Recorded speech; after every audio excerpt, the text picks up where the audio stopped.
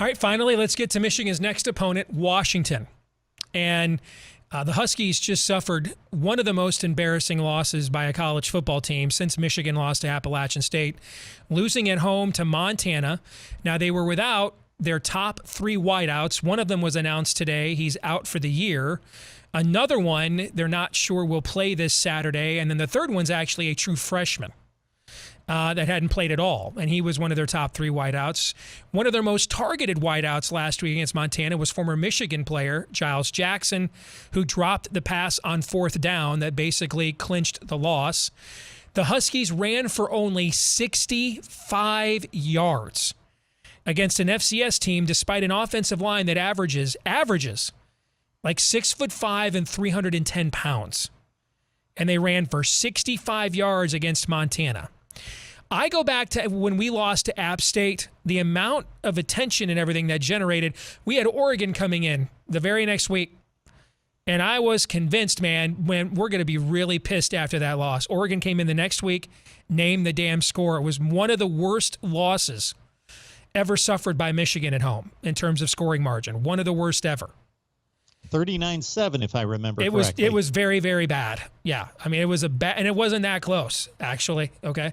So, and that was a Michigan team loaded. Number one pick in the draft.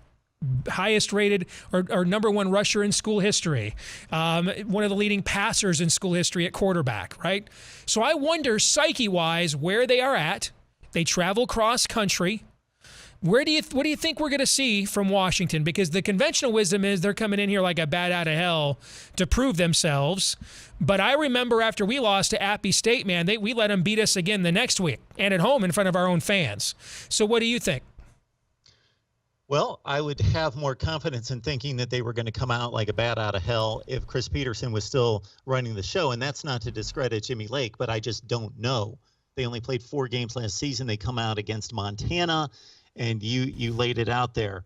You expect when a team of what was supposed to be their level of play, top 25 team, loses this kind of game or struggles in this kind of game, that it's going to be a rash of turnovers. It's going to be 3 missed field goals. It's going to be a quarterback who just is lost, and therefore he's giving you the opposition free plays with incompletions all over the place. But, yes, they got punched in the mouth at the line of scrimmage at 2.5 yards per carry. They also couldn't create anything on offense because if you look at their yards per pass attempt and per completion was awful in that game. So they can't run the ball. They turn to the passing game. They throw it 46 times, and nobody can get loose. Your former Michigan receiver, Giles Jackson, not only drops the one ball, but he catches 4 for 15 yards. He's at less than 4 yards a catch. He can't get loose, and he's one of the fastest guys, if not the fastest guy, on the field. So it's alarming for Washington. I cannot predict their psyche, but it's going to be fascinating. And this is typically the type of guessing games we get to play going into week 2. So what did we see in week 1? Who was it against? And what is the reaction or the response going to be from that particular team? And it's a fascinating part of college football. I will say this, that I understand the opponent being Montana, but the Washington defense still did what you would expect them to do.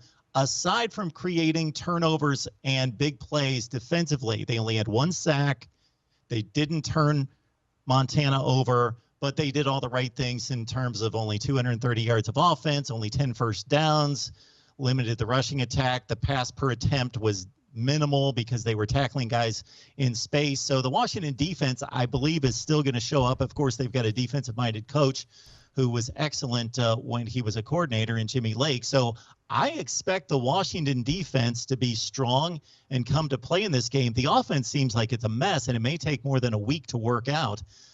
So the Washington defense comes in and I think is going to be prepared.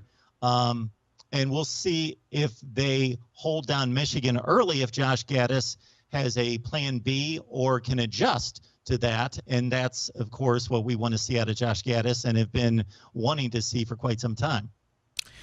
Mark, great stuff as always, man. We will do it again next week. Hopefully, we're talking about another big Michigan victory. Thank you, brother, for joining us. Always good to see you. Thanks so much, Steve. You bet.